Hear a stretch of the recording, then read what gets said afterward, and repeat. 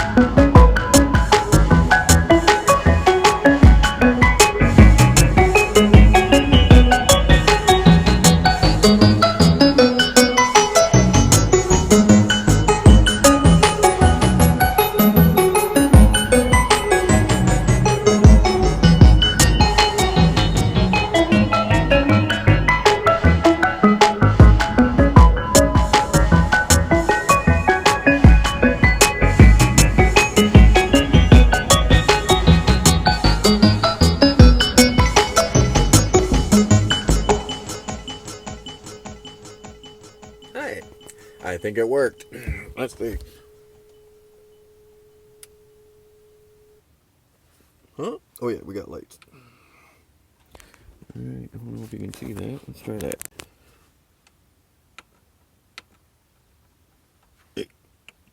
Yep. Let's hook it up to the system and see what we get. Here we go.